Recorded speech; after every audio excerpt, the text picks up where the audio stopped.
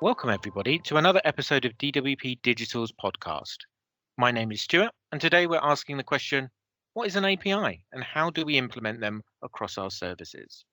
And don't forget, if you're interested in technology and the types of things we do, hit the subscribe button now to make sure you don't miss an episode.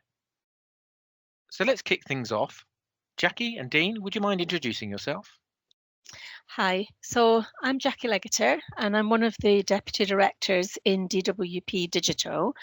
I'm currently Head of Integration in Digital Group and I'm working on transforming our integration services. Hi, I'm Dean Clark, Technical Lead within Integration, and I'm currently working with a number of squads to deliver and implement the new next generation API platform.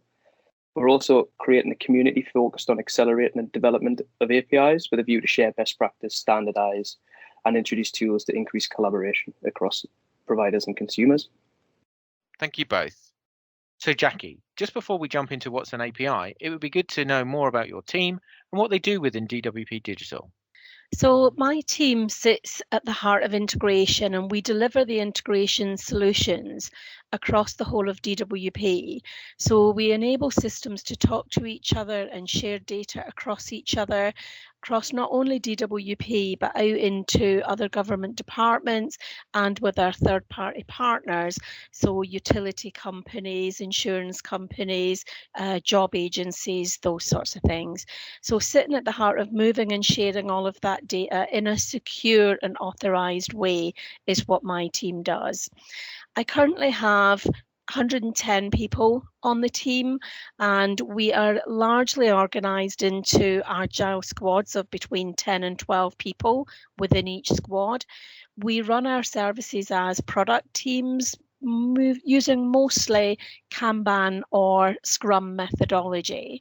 And within the team, the services that we support, we've got 23 integration systems or services at this point in time, but we are transforming and rationalizing, moving towards a new API event-driven architecture. So APIs really sit at the heart of us transforming our citizen services and the integration systems that underpin all of that. Thanks, Jacqui. That's great. Now we know what you guys do. Let's talk about what is an API. What purpose do they serve? And how are they typically used within the private and public sectors? So an API is an application programming interface, and it's basically used to define how systems talk to each other and enables us to share data in a seamless and organized and consistent way. Dean, do you want to talk a little bit more about how we're using APIs in the public sector, aligned with how they're used in the private sector? Yeah, thanks, Jacqui. So you might hear terminology such as REST or SOAP, but basically these are design paradigms that is used to create APIs. And we focus primarily within DWP or have aspirations to be REST first. So that is a way that we design consistent services and the look and feel, naming standards, version, etc. We have various different services within DWP. So it could be something as simple as, get me information about a citizen. We obviously apply the relevant security controls around that service to ensure that the data being accessed is accessed by the right people or person or system. And to be honest, there isn't that much of a difference between public and private APIs. We are aligning to a best practice, an industry best practice through the use of REST. And we apply the same practices and standards in terms of security, authentication, and authorization as you would in the public sector. However, I do believe we as DWP put a lot more scrutiny around what data can be accessed, given the sensitivity.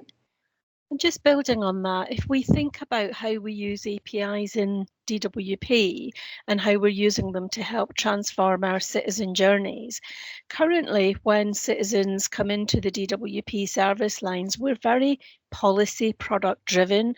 So you may come in through our pensions service or through our working age service or our disability service, and those are unique product-based citizen journeys using different user interfaces, and it may require citizens to provide data more than once, the same data multiple times. And we're using APIs now to help transform that journey into a more holistic journey for citizens, so that when they access the DWP services through the YouGov webpage, it feels much more seamless. They can provide that information once, and we can reuse that information meaningfully with the citizen's permission. So if we think about, for example, if we use an Amazon service and we register our payment details with Amazon, we don't have to re-register those payment details every time we buy something, because it holds on to them if we give it permission to do so, and then we can reuse them.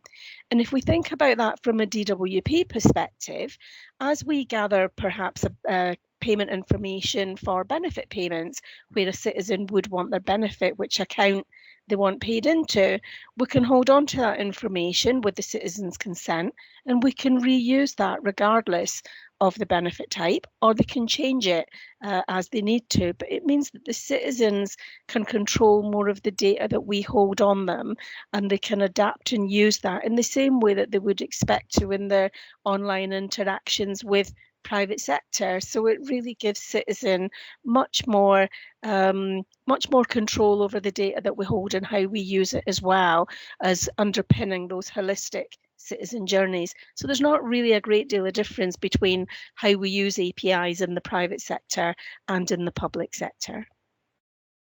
So Dean, what sort of APIs are we using within our team?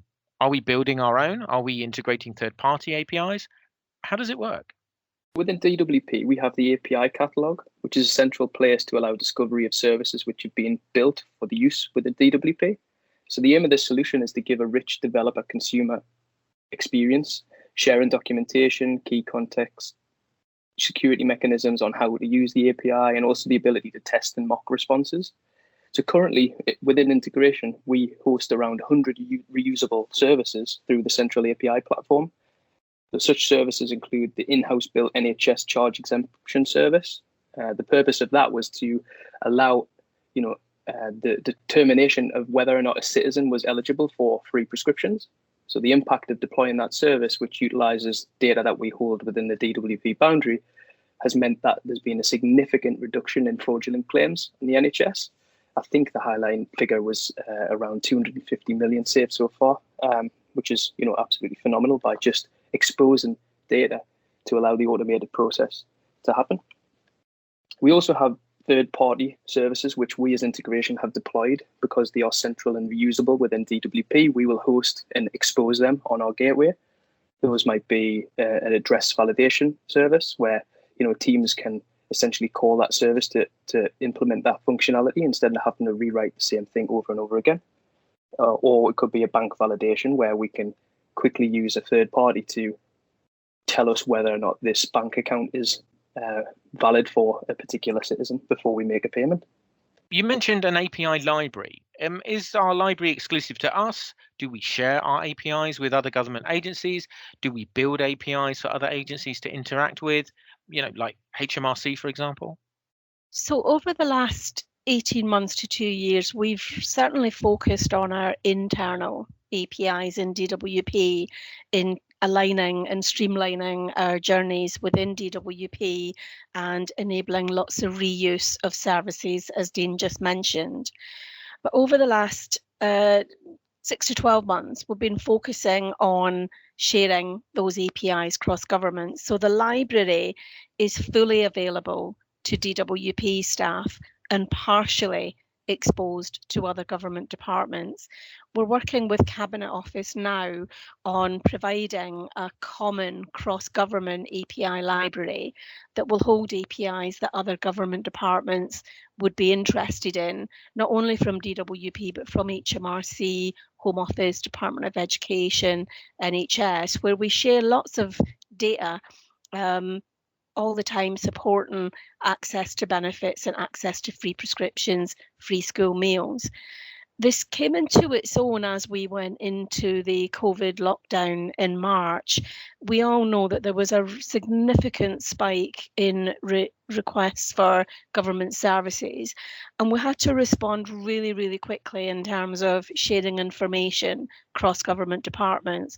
So not only in the NHS prescription exemption charge service that Dean just mentioned, but we also had a real drive for driving licenses for HGV drivers to be using DWP data to validate, help part of the citizen validation process. And we also had a drive to provide some benefit information to Department of Education for a qualifying condition for free school meals. We also have the EU exit work going on where we have to help validate whether people have a right to remain in the UK. And the more we can share that data cross-government, the better holistic cross-government services we can provide to our citizens. So we're working now on our next phase of transformation, which is very much about sharing that information cross-government, taking some of the learnings that we had in exposing those APIs through the early days of COVID and how we can start to share the library so we can build cross-government services that is very much in line with our ongoing civil service reform and better use of citizen data across government. But of course, that brings with it a significant amount of responsibility, and we have to make sure that we remain in line with GDPR compliance and also that we hold and share data securely and meaningfully and with the citizens' approval to do so. Thank you, Jacqui. So, Dean, it would be interesting to know which process you use to identify which API to make. Is it a case of the service requesting one, or does your team carry out research into what's needed? How do you decide which ones to work on? Sure. So we as integration host and expose APIs onto the platform to enable them to be consumed within government and to external trusted parties. So we personally work with various teams to onboard the service and so that it can be reused on the gateway. But service creation and API design in general, so the creation of a new API usually happens based on the demand from a potential consumer of the data. So we identify custodians of that data, and they will then work with the requesters, if you will, who want to expose that data for their upstream system. So typically the provider and the consumer will generate a contract which describes the API in a human readable form. And then this is taken to various governance bodies to ensure that it's the right thing to be built. So there's extra checks upon that. But fundamentally what we're doing is taking a contract first approach. So before we've written any code, we will design and implement a service that could be mocked against and it'll look and feel like the real thing. And that can help engage that conversation about what actually is needed within that piece of work. So one of the checks in this process is to ensure that teams have reviewed the API library first to make sure that we can actually reuse something.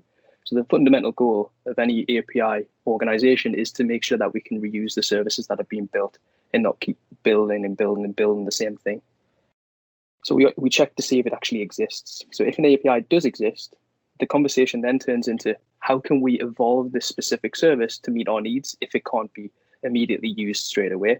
So then we start talking about, effective versioning strategies for that service and a more granular discussion about what data needs to be added in. We've just undergone a larger transformation piece within DWP where we're really focusing more on breaking down those organizational units to be more fine-grained, reusable components, which can iterate a lot faster, largely around a microservice architecture. And API design is core to that because the API is effectively just an abstraction layer over the complexity, and it'll allow us to design those components. So what we're going to see is many, many, many, many more APIs being built to serve a specific purpose. So having that contract first communication between the consumer and the provider allows us to have that link, if you will, but not a hard dependency on the development. So the contract can exist and the teams can just go away on their merry way and develop a service any way they need to, providing that this contract it has been met. One of the big questions I have is, how do we build them? What languages are we using? What goes into making one from a coding perspective? So as we mentioned earlier, an API is simply an application programming interface, which is essentially allows us to design a standard ways of interacting with systems or clients. So we use industry patterns, nothing that DWP or government promote or produce. It's industry standard. So that standard is REST, and that helps us standardize the way that we structure and format the interface to achieve consistency across the API contracts. So we then promote, as we talked about earlier, the contract first approach to design the service was close collaboration from both the provider and the consumer, so that an agreement on what will be produced is available so everyone can go away and build their service in the time that they need to. But from this contract, and this is the really important thing, we can then automatically generate the client and server code to accelerate the development process and ensure that what is built actually meets the expectations that were agreed in the contract. But as for languages, we in DWP, we have a really strong engineering community, and we have a lot of opinions about what is the best tool for the job, and rightly so. We do have some kind of standardization to ensure that we're not just going away building things that aren't maintainable. So the core languages that we use are, to touch on a few, Java, Node.js, Python, etc. But it's really up to the teams to use whatever is best for the job at hand. And by having the abstraction layer through the API and the contract, it means that we can ensure that we don't get too coupled, and allows us to change and iterate in the future. So once we've built the solution, then comes the complexity of testing. So when we have an API in the wild, we may have many, many consumers who are consuming it. And how do you have that visibility and have effective assurance that when you make future changes, it's not going to break? So what we're doing is we're promoting some new testing frameworks within DWP, such as Pact.io. And Pact will allow teams to create a stronger contract and at a more granular level based on what part of the service the customer is actually using. So we might have a specific endpoint, and this consumer is actually using 2 or 3 fields out of 10.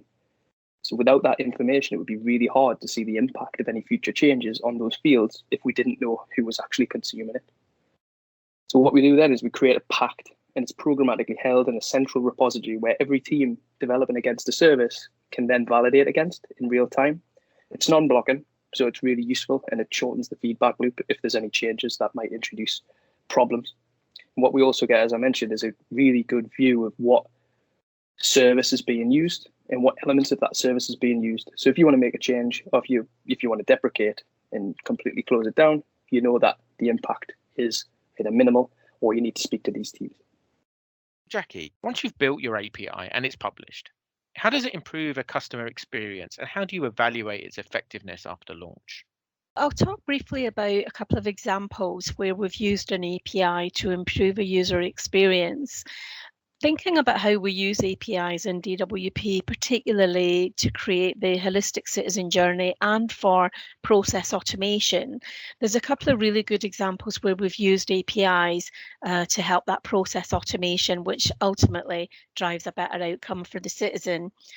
So when we first went into lockdown back in March, we had a significant increase in the number of our universal credit claims. Within the first month, we had something like 2.5 million new claims to universal credit.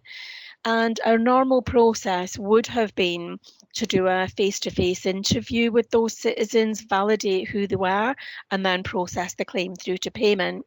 Obviously, in lockdown, we couldn't pull people in for face-to-face interviews, so we switched that to a telephone interview. But the sheer number, getting through 2.5 million phone calls, would have meant it would have taken such a long time. We wouldn't have met our commitment to pay people on time. So we introduced an automated API that enabled us. It was building a connection to a service in our Identity and Trust Hub, where we could expose an API that enabled us to validate the citizen through some automated checks in the background. And by promoting that API and bringing that into use, it meant that all 2.5 million cases sat in the universal credit backlog could be processed through an automated service. And for the most part, those were successfully validated. Those that couldn't be fell out into a manual process. But just by being able to validate the majority of those enabled us to meet the targets for paying all of those citizens their first universal credit payment within 4 weeks. We also had another case where we were looking at medical records that are needed to support some of our working age disability benefits. And the traditional method is that the medical records are created and parceled up and sent across by paper. We scan them and then put them into a system. Moving paper and having the whole people involved in that process was a challenge, because everyone was self-isolating during lockdown again. And what we did was enabled these medical records to be sent to us digitally through the calling of a new API, which was then able to be picked up by the DWP system for automated processing into the workflow. So it meant that what traditionally would have taken at least a week or so to process those papers and get them to the teams that needed to work with them to make assessments on benefit were happening at same day as the medical reports were made available. So again, really seamless system to our citizens and much better experience for our agents that are administering them.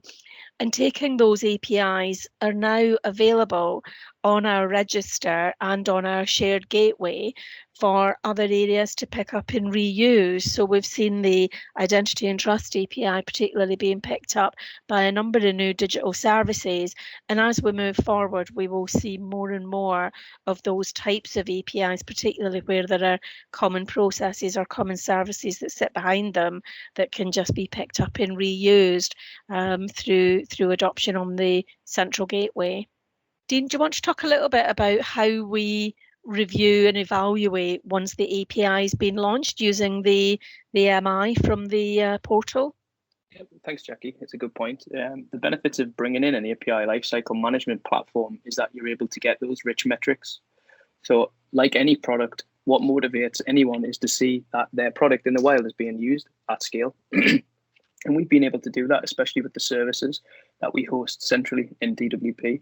During COVID, we had some incredible results coming back in regards to metrics and the scale at which the services were being used, as Jacqui alluded to, was incredible. Fortunately, our systems were able to benefit from the elasticity of our deployments, but we did see some phenomenal numbers there, which, if you can directly tie that back to how much of a positive impact it's having on the citizens in this time of crisis, then that's a really motivational thing. So we get those metrics through the API platform. So we can see at a consumer or a service level, that level of granularity, and we can easily identify the services that aren't potentially being utilized. And what we can then do is we can organize the portfolios within the teams to say, actually, we might want to do something about these. We might want to deprecate. We might want to look at how potentially these services can be enhanced so they might be getting used more often. Today, we've talked a lot about what we're doing at this point in time, but what does the future hold for APIs across government and other private sectors? So I think talking about the cross-government and our future, our goal for our APIs, is that we can create an API economy cross-government. So we can take some of the best practice that we have across DWP and in other government departments that have started the API journeys and bring us all up to the same level of competence, creating a de facto process of building loosely coupled services that interact through APIs and events, and the cross-government catalogue will be key to that. So creating a cross-government API catalogue that will enable self-service for discovery and test of the APIs with some automated processing around approval for actual use of the APIs, because we need those data sharing agreements in place. In government, we are held to a higher account to trust people trusting us with their data and information. So we need to make sure that any cross-government catalogue is in line with the trust that citizens place within us to use their data securely and in a relevant manner. So that's really important. But I think moving forward, being able to provide more holistic citizen journeys across government services is where our aspirations are, and citizens have higher expectations of us to be more joined up in government services. So that's where we'd like to be. And I think in terms of private sector, like government, I think what we will see is more joined up services and more self-service. So moving away from back-end office processes and using APIs and more interaction with the consumer of the service, the citizen or the member of the public, to self-serve and actually using back-end systems without realizing it, that are exposed through APIs to manage their own processing and straight-through processing for claims, be it in DWP, mortgages, finance sector, buying industry. I think we'll see a lot more of that self-service coming into play. I fully support that, Jacqui. I think you're exactly right, and that's the trends that we are seeing. There's more and more asks for data to be shared externally to government, and if that can help citizens in different ways, then why shouldn't we be looking to expose our services and data safely and securely, and in line with GDPR and all the other regulations that we need to adhere to. We also see that there's emergent trends from an engineering and architectural perspective, so we want to be ensuring that we are continually providing the best possible service from a technical perspective to all of these new consumers and customers. And does that introduce additional changes or requirements that we would have in our solutions? Probably yes, and that's why we continue to look towards the trends to ensure that our products can cope with that. So that ends our podcast for today. Hit the subscribe button if you want to make sure you don't miss the next episode. And I'd like to thank Jacqui and Dean for taking part today. I certainly found it interesting to learn about our APIs, and I hope you did too. So thanks for tuning in, and I'll see you next time on the DWP Digital podcast.